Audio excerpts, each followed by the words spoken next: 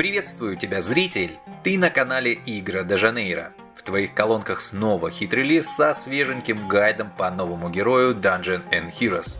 Совсем недавно Лис выкатил на канале гайд по Гладиатору и со спокойной душой принялся за сбор материала для новенького гайда по Недже. Однако оффлайн, праздники и стремление разработчиков наплодить побольше легендарных героев немного сместили его приоритеты. А с появлением на трибуне китайского полководца так вообще сдули его же веером их на не совсем дальнюю полку. Герой Джуге Лян оказался настолько разнообразен и интересен, что Лис пожертвовал всем остальным, чтобы разобрать его как можно скорее. Запутанные лабиринты каменных стражей, мощные щиты легендарного искусства тайцзи и ласковый бриз восточного ветра ждут нас в этом видеопутешествии. И если ты готов, тогда заваривай ароматный хуаньшань маофэн и крепче держись за хвост крадущегося дракона. Мы начинаем! Приятного просмотра! Начинать будем традиционно с характеристик. Из плюсов это, конечно, самый высокий показатель интеллекта в игре. Такого мозговитого героя, как Джуге Лян, Dungeons and Heroes не видывало еще никогда. Но, думаю, тут по-другому и быть не могло, иначе партия и цензура не пропустили бы разрабов до капустной грядки, а им страсть как хотелось отведать сладостей на азиатском рынке. И судя по подмахиванию аудитории восходящего солнца, сначала Неджей, а затем Джуге Ляном, им удалось насобирать леденцов и хрустящих юаней, так как в китайский Новый год их рынок бьет все рекорды. При этом интеллект этому герою, как ты убедишься далее, очень необходим, так что здесь прямо в точку. В довесок у героя весьма хороший показатель живучести, что идет ему на руку, так как в большинстве сражений Джуге Лян все-таки будет выступать в качестве героя поддержки. Из минусов очень медленная скорость, поэтому показателю он находится наравне с Афиной. Их мы не раз будем сравнивать, в первую очередь из-за их щитов. Хитрый вояка очень тщательно обдумывает каждый свой ход и прогоняет мысль по всем уголкам и извилинам своего огромного интеллекта. От рождения мысли до какого-то действия пройдет целых 3,25 секунды, что, конечно, быстрее, чем скорость дриады, но, наверное, глупо было бы сравнивать светлую голову Джуге Ляна с бревном. Тем не менее, с медлительностью притаившегося дракона придется смириться и, по возможности, ускорять. Благо, у самого Джуге Ляна в закромах остались кое-какие военные хитрости, которыми он способен ускориться и удивить соперника. Итак, глядя на характеристики, Лису хочется сделать две вещи. Выкрутить интеллект еще выше и сделать так, чтобы Джуге ходил чаще. На это и будем делать упор. Навыки. Активный навык «Лабиринт каменных стражей» наносит урон всем врагам и применяет лабиринт каменных стражей к вражескому полю боя на 6 секунд. Лабиринт каменных стражей снижает получение целью энергии на 12% и увеличивает входящий по цели урон на 20%. И его нельзя рассеять. Умение, конечно, впечатляет. Не столько уроном, сколько повышением урона и снижением накопления энергии. Хотя и урон будет проходить по всем нормальный. Особенно если взять во внимание тот факт, что мы будем максить ему интеллект. Здесь, конечно, мудрый китаец уступает Афине, ее ульта вносит больше, даже при условии меньшего интеллекта, но на то она и богиня. С другой стороны, у Джуге Ляна есть повышение урона, что может сильно компенсировать просадку урона в сравнении с Афиной. Что радует, так это то, что бонусы ульты не зависят от ее уровня. А значит, ты можешь получать прибавку к урону и подрезание энергии уже с первого уровня. Также радует тот факт, что длится она 6 секунд, а это значит, что ее вполне можно сделать практически перманентной. Щит тайцзи. Создает щит тайцзи, который является общим для всех союзников. Щит тайцзи длится 6 секунд. И это очень крутое умение, которое сильно повышает стойкость команды, особенно в сочетании с пассивным умением, но о нем чуть позже. Что нужно знать про действие щита? Урон, который направлен на твоего союзника, будет равномерно распределен между всеми союзниками с щитами. Подобное распределение урона ты мог наблюдать у ульты епископа или от действия реликвии «Сила единства». Пока щиты имеют запас прочности, урон персонажу нанесен не будет. Однако, в отличие от щита Афины, щит Тайцзи от стана и дебафов твоих союзников не убережет. Так что не удивляйся, когда пришел твой черед ходить, а ты пропускаешь ход, хотя стоишь под щитами. С другой стороны, щит Афины висит всего 2,5 секунды против 6 и сразу после урона развеивается, в то время как этот провисит, пока не исчерпает свой ресурс или время. А с учетом максимизации инты, щит поглотит достаточно. По мнению Лиса, данный щит выглядит лучше, чем щит Афины и может стать ему достойной альтернативой. С другой стороны, никто не мешает использовать оба щита, если у тебя есть необходимые герои. Стоит отметить, что у данного щита есть маленький недостаток. Он работает по типу бафов, а значит, его можно развеять умениями палача, эльфа-лучника, нут или того же епископа. Но самое главное, щит может быть похищен мастером тактики. Будь аккуратен и внимателен, когда сражаешься против таких героев. Также стоит помнить, что так как урона под щитом проходить не будет, то и энергию от ударов твои союзники получать не будут, а это может помешать твоим планам в некоторых сражениях. В идеале Лису хотелось бы, чтобы этот щит висел постоянно, но здесь есть проблема, о которой мы поговорим чуть позже. Восточный ветер наносит урон по переднему ряду врагов и призывает Восточный ветер, влияющий на Джугеляна и всех его союзников, а также на врагов в переднем ряду в течение 6 секунд. Внутри Восточного ветра союзные герои ускоряются на 10%. Также у них восстанавливается 10% здоровья при каждом действии. Здоровье лимитировано здоровьем Джугеляна, умноженным на 20%. И при этом скорость врагов снижается на 10%. И вот это то самое умение, которое будет нам помогать подгонять Джуги и его союзников. Умение очень классное, так как мы, по сути, получаем двойное ускорение. С одной стороны нас ускорили, а с другой большую часть команды противника замедлили. Плюс отхил, да еще и на 6 секунд. Как саппорт, Джугелян становится невероятным. И сдается мне, что в скором будущем его использование станет чуть ли не повсеместным. Опять же, урон от этого умения будет приятным дополнением.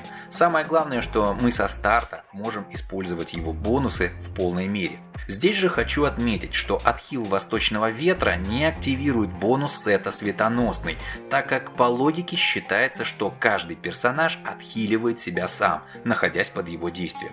Это же лечение отображает послебоевая статистика, так что не удивляйся, каким образом в конце оказалось, что союзники без отхила смогли набрать его в себе в статистику. Пассивка «Крадущийся дракон». Повышает интеллект на 297 единиц. В начале битвы навыки Джугеляна усиливаются в зависимости от типа своих союзников. Каждый союзный герой силы добавляет к эффекту щита Тайцзи бонус в виде 10% основных атрибутов и 10% показателя атаки. Оба бонуса могут суммироваться вплоть до 30%. Каждый союзный герой ловкости улучшает эффект Восточного ветра на 33%, вплоть до 100%. Каждый союзный герой интеллекта улучшает эффект Лабиринта Каменных Стражей на 33%, вплоть до 100%.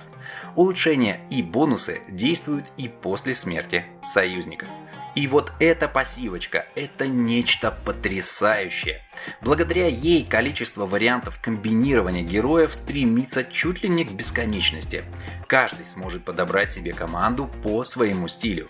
Хочется задрать выше основные параметры – бери силачей. Нужна скорость и отхил, добро пожаловать ловкачи. Ну а если ставка на урон и запрет энергии, милости просим, господа интеллектуалы.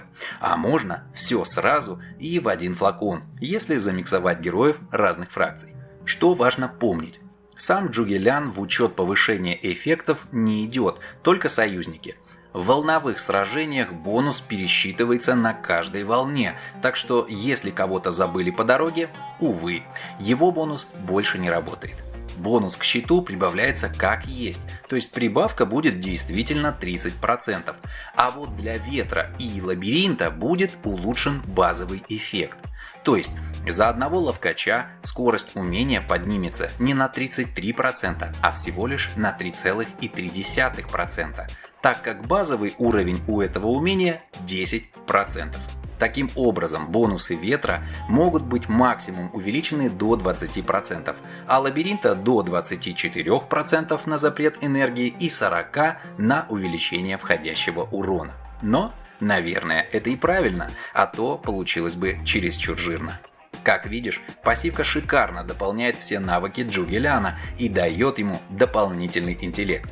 Как и с предыдущими умениями, бонусы будут с тобой с самого начала, а уровни прокачают ему прибавку к интеллекту. Амулет. Диаграмма тайцзи Джугеляна. Увеличивает показатель щита тайцзи на процентное значение, равное сумме 40% шанса критического удара заклинанием и 20% критического урона от заклинания. Амулет шикарно дополняет щит, так как позволяет герою за счет прироста урона поднять еще и стойкость команды. А если учесть, что у магов Т2 снаряжение шикарно коррелирует с критом заклинания, то щит можно будет нехило так разогнать. Важно помнить, что в подсчет идет не весь параметр, а только часть от него. Для примера представим, что у тебя сейчас 60% шанс крита заклинанием и 90% урон крита заклинанием. Это значит, что твой щит будет мощнее на 42%, 24% за счет шанса крита заклинанием и 18% от урона критом заклинанием. А если в бою нам удастся эти параметры разогнать, то и профита от щита станет больше, так как его мощь рассчитывается в момент каста. В общем, очень хорошее дополнение умения для Джугеляна как саппорта. Очень полезное. Таланты. На первом уровне ничего не забираем, оставляем талант для второго крыла. Но если не терпится и есть много бриллиантов на сброс, то можно взять снижение физической защиты, чтобы поднять стойкость Ляна в сражениях с физиками. Магическая защита у него по умолчанию высокая. Вторым талантом забираем интеллект и шанс крита заклинанием, если на первом очки таланта не слили. Третий талант улучшает умение щит тайцзи и дает нам дополнительно 200 энергии при каждом действии. И это шикарное дополнение, ради которого стоит гнать полководца к третьему крылу как можно скорее. Я надеюсь, ты помнишь, что щит висит 6 секунд, да еще и на всех союзников. Залив энергии в этом случае измеряется в тоннах, так что этот талант для Джуги must have. На четвертом крыле забираем урон крита заклинанием и пятым берем снижение физического урона. Как вариант, можно отказаться от шанса и крита заклинанием в пользу обоих видов снижения, но, как по мне, такой вариант покажет себя хуже. Связь. Грозный вояка не привык делать грязную работу своими руками, однако гонимый дройденовскими господами прибыл в Dungeons & Heroes в гордом и непреклонном одиночестве. Вся его армия в данный момент спит где-нибудь в кустах, притаившись в засаде, и ждет от Джуги вестей. Так что пока горький байдзю, Джугелян пьет в походном шатре на пару со своим распрекрасным веером и, как говорится, в китайский ус не дует. Однако Лис более чем уверен, что скоро его и других азиатских героев объединят под какой-то династией Хань или Цинь. Экипировка. Прежде чем мы подберем экипировку, следует прояснить один очень важный момент. Джуги мало того, что очень медлительный, он еще и ходит через пень-колоду. Вначале он бьет обычной атакой, затем делает хитрый маневр и вместо щита призывает восточный ветер, чем, по-видимому, рассыпает всю махорку на поле боя, деморализуя соперника. В результате противник на время замедляется, чтобы подобрать просыпанное добро, а Джуги снова делает великолепное па своим веером и наносит обычный удар. И только после этого его азиатское красотейшество соизволит поделиться с командой своими щитами. На практике это очень долгий процесс, и если полководцу не дать вожжи под хвост, сражение может быть проиграно или наоборот в зависимости от проворства твоих союзников. Поэтому идеальным вариантом для Джуги будет полный сет на интеллект «Источник маны», причем желательно с 3 звездами. Нам здесь важен бонус от 4 вещей, который позволит с шансом 45% пропустить обычную атаку и тут же применить боевой навык, коими и являются щит тайцзи и восточный ветер. Каждый пропуск обычной атаки – это минус, грубо говоря, 3 секунд до вожделенного щита. Но если Т3 снаряги нет, используй следующий билд. Оружие. Смертельная сеть с шансом крита заклинанием и игнором магической защиты. За счет того, что у нас будет высокий шанс крита заклинанием, Джуги сможет гораздо быстрее навесить лабиринт каменных стражей на противника. Доспех. Завеса призраков со снижением физического урона и устойчивостью. Это даст нам возможность с шансом в 50% продлить действие щита и ветра на 2 секунды. Правда, только для Джугеляна. С учетом неповоротливости Джуги это очень здорово. Но если тебе не нравится такой вариант, используй змеиный доспех, чтобы снижать магическую защиту противника. Шлем. Шлем тьмы со снижением магического урона и доп. Исцелением. Но можно вместо исцеления оставлять шанс физблока. Данный шлем будет поднимать нам шанс крита заклинанием, а значит потенциально будет поднимать мощь наших щитов в бою. Сапоги. Ступня гоблина с уроном крита заклинанием и шансом магического блока. Так как Джуги через раз атакует обычной атакой, а урон от нее не самый большой, ступни гоблина проявят себя лучше, чем кровавая поступь, так как будут дополнительно воровать с шансом в 50% энергию у соперника. Особенно полезно будет на боссах. Но если не хочется, бери поступь. В амулете лови снижение обоих видов урона, интеллект и шанс крита заклинанием. Это ядро амулета. Дальше вытягивай крит урона заклинанием и игнор магической защиты. Вместо игнора можно тянуть устойчивость. Данный билд должен поднять нам в бою мощь щитов, а также продлить действие ветра на Джуге, что предположительно поможет ему быть быстрее. А это, в свою очередь, возможно, позволит накинуть их еще раз до того, как они спали. Реликвия. Легендарная. Благословение Виктории или печать усиления армии. Эпическая. Мощь Марса и слеза Верховного Мага. Скорее всего, обе эти реликвии в бою уже будут задействованы на твоих дамагерах. Поэтому в качестве альтернативы к ним подойдут Глашатай Смерти, так мы не только заморозим им приток энергии, но еще и отхил срежем, а также Клинки Смерти, которые помогут нашим дамагерам с магической атакой в начале боя. Синяя. Улучшенная скорость ловкости без вариантов. Лучшее для Джуги, на мой взгляд, печать усиления армии из легенд и клинки смерти из эпических. Самоцветы. Треугольники. Интеллект без вариантов. От него зависит мощь наших щитов, а это то, чего больше всего хочется от Джуги. Ромбики. Макс ОЗ или дополнительное исцеление. Пятиугольники. Устойчивость к пронзанию или устойчивость к криту для повышения стойкости. Технологии гильдии. Свет мудрости, мастерство защиты и жизнеспособность. Далее мастерство нападения и улучшение сопротивления. Теперь подберем для Джуги помощников в ратном деле. Как ты уже наверняка догадался, дело это отнюдь непростое, так как вариантов несметное количество, и в комментариях ты можешь описать свой вариант построения героев во главе с китайским полководцем. Лиз же в рамках данного гайда хотел представить два варианта использования крадущегося дракона. Один вариант – императорский, так как будет полностью состоять из легендарных героев, а второй – более бюджетный, чтобы его проще было использовать новичкам и тем, у кого немного легенд. Однако, взглянув на то, сколько набежало информации в данном гайде, решил их разделить. Сегодня мы рассмотрим императорский состав, а в ближайшее время Лиз выпустит отдельный ролик с бюджетным вариантом, где сможет рассказать о нем подробнее. Итак, начнем с императорского варианта. Ставку в нем Лиз делает на ускорение и щиты Джуги, которые должны помочь другим героям разорвать ткань пространства и наказать соперника. Несмотря на то, что в гайде Лиз неоднократно отсылался к Афине, использовать ее сегодня я не буду, хотя они вместе с Джуги творят чудеса, и мы когда-то еще рассмотрим их в одном составе. Возможно, в гайде, посвященном Афине, который Лиз также готовит для тебя. Не забывай, правда, поддерживать Лизу лайком и комментарием, и тогда гайды будут выходить чаще. Слова благодарности являются самым ценным топливом в нашем непростом лисьем промысле. Первым делом мы, конечно, берем Джуги и размещаем его сзади, где и место нашей поддержки. Негоже полководцу быть на передовой и получать тумаки. Его задача следить из своего шатра за происходящим, двигать пешки по карте и раздавать указания. Иногда, конечно, прикрывая нас щитами. В пару к нему в тыл пойдет Ло, гайд по которой уже есть на канале. Она дополнительно будет задерживать соперников своей ультой, а также отхиливать нас своей безмятежностью и поднимет урон за счет увеличения игнорирования защиты. К тому же, являясь представителем ловкости, Ло усилит эффект восточного ветра. В авангард на место танка становится Жанна, которую Лис также уже рассматривал на канале. Ее задача – сдерживать на себе урон и заливать в наших союзников вдохновение, которое поднимет первичные параметры и, соответственно, урон, а также мощь щита Тайцзи. К тому же она маг, а значит добавить плюшек лабиринту каменных стражей. А дальше Лис предлагает использовать шикарную связку двух дамагеров-силачей – Зевса и Матоса.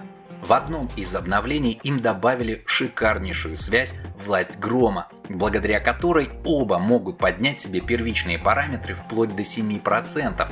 В довесок к этому они поднимают урон крита заклинанием на 6%, что тоже хорошо. Оба бойца являются представителями силы, а значит добавят к щиту Тайцзи бонусом по 20% первичных атрибутов и атаки, что сильно апнет нашу команду во время его действия. Слева будет располагаться Зевс, для того чтобы в случае автобоя первым использовать ульту, и когда Матос будет бить своей ультой дважды, что частенько случается, иметь возможность дважды откатить себе энергию за счет амулета. А справа будет стоять Матос, который является нашим массовым дамагером. Лис подробно разбирал его на канале и показывал, как сделать так, чтобы Матос использовал свою ульту 2 раза за один ход. По всплывашке ты сможешь найти это видео. Задача Матоса – это, конечно же, максимальный урон, причем желательно сделать это как можно скорее. Итак, состав готов и можно отправлять его в бой. Ты можешь видеть, что у Лиса Зевс, Матос и Джуги имеют совсем мало звезд, однако это не мешает показывать приличные результаты в любых одиночных и волновых сражениях. Иногда бой проходит настолько быстро, что Джуги даже не успевает добраться до своих щитов, что одновременно радует и расстраивает Лиса. Радует, что бои проходят быстро и динамично, с кучей ярких вспышек, после которых наступает гробовая тишина на поле боя. А расстраивает то, что никак не удается застать Джуги во всей красе и показать, как работают его щиты, ведь столько сил было потрачено на его сборку. Скорее всего, в сете «Источник маны» такой проблемы нет, так как Джуги в нем может быстрее добираться до щитов, минуя обычные атаки. Но в гайде Лис показывает полководца в снаряжении Т2, которое более доступно для большинства игроков. Поэтому в какой-то момент Лис психанул и отправил сетап в бой, где проходит только физический урон. Таким образом, хоть какой-то вменяемый урон будет наносить только Жанна, а значит Джуги доползет таки до своих щитов. Заодно можно увидеть, как коварный мастер тактики на деле, не гнушаясь, ворует щиты у твоих союзников прямо в бою. Матос и Зевс в этом сражении работают хуже, так как, не нанося приличного урона, откат маны у них слабеет. Но мы здесь немного за другим, поэтому простим им их халтуру. Хочу обратить твое внимание на то, что когда на поле боя сияет лабиринт каменных стражей, противники практически не получают энергию во время атаки по ним.